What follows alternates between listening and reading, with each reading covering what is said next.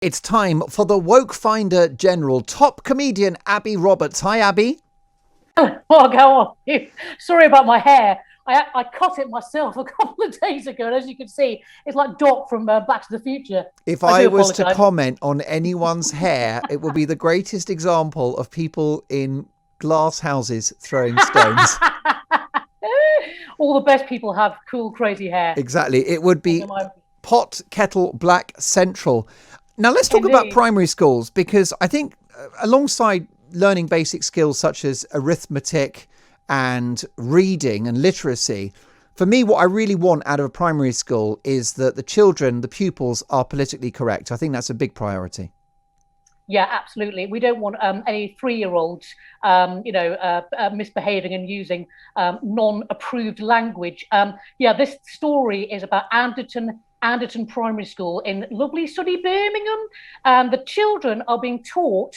I mean, actually, when I read these things, I'm like, good God, I mean, where are we? Anyway, but here we go.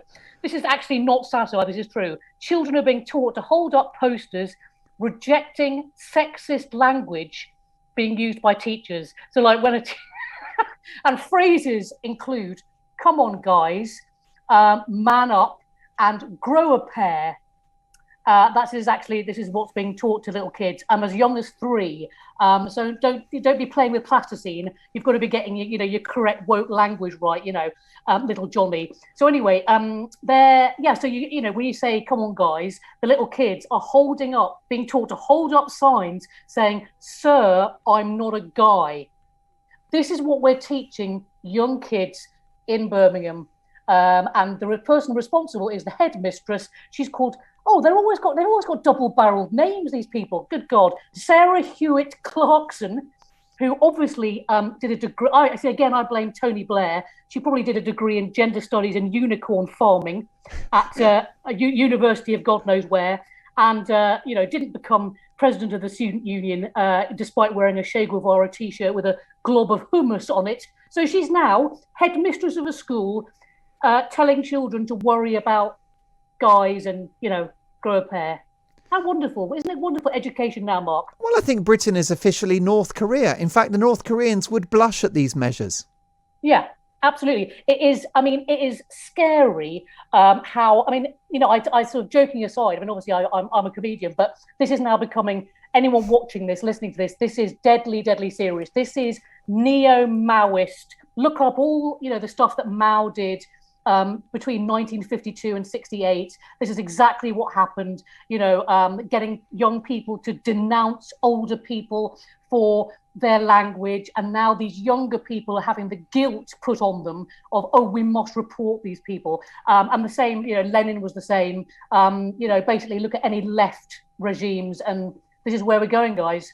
We want to fill these young people, we want to fill their brains with knowledge, not brainwashing. There's an important distinction.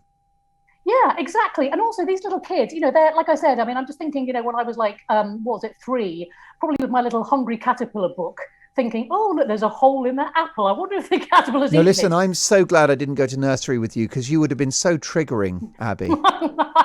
Because you're so unpolitically correct. I probably would have had to go home in tears, actually.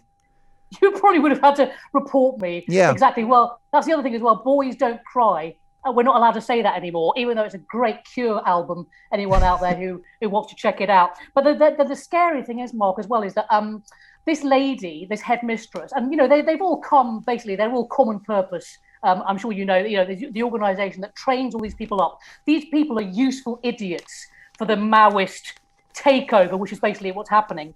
And the scary thing is that they'll equate.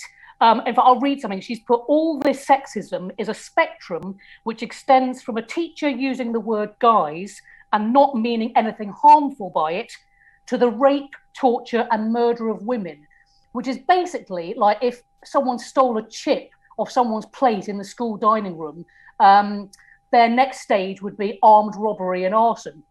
That's the logic. Well, the great irony of this sort of approach to education is you're making little people think about these horrific images, and they shouldn't be thinking about that. They should be thinking about My Little Pony and jigsaw puzzles and those little building blocks with different letters of the alphabet, and they should be making a mess with paint. Exactly. And let's not talk about what you do on a Monday night. after you've clocked out from talk radio. Well, exactly. I do all of the above. You do it above, so do I. I've got a train set. The wife doesn't talk to me anymore, so I just go. Oh no, a train set! It's not up in the attic, is it? I'm afraid so. Which has a door which locks from the outside. Very, very wise. Let's not go any further than that.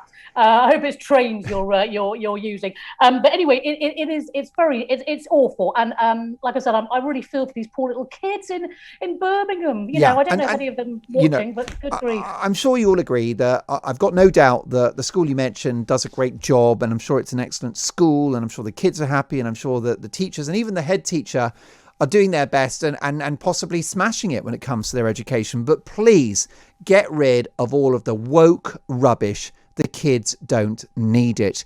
Abi, let's talk about Betty Boothroyd, who I think, frankly, should be in jail at this point. I'm not happy. Who is Betty Boothroyd, for those that don't know? Betty Boothroyd, my darling. Well, basically, imagine a wonderful, pub landlady, an exuberant woman, the only female Speaker of the House of Commons after Bernard Wetherell. And she was a really great speaker. Really great speaker. Admired across the House. Across the House, yes, absolutely. Worked for Barbara Castle. Has been in politics, I think, 27 or 28 years. A real, stalwart and highly, highly regarded. 91 years of age.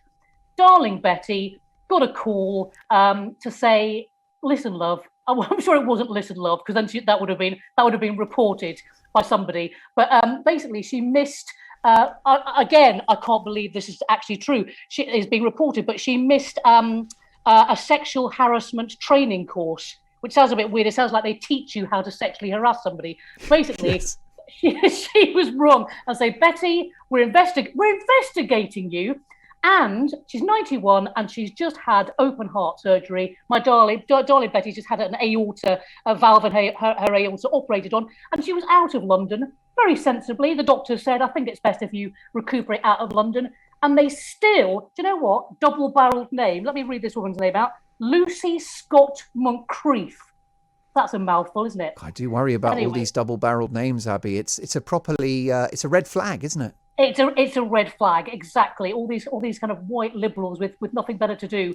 And she is, so she's the ethics watchdog lady, who contacted Betty and said, and I kid you not, could you not do it online?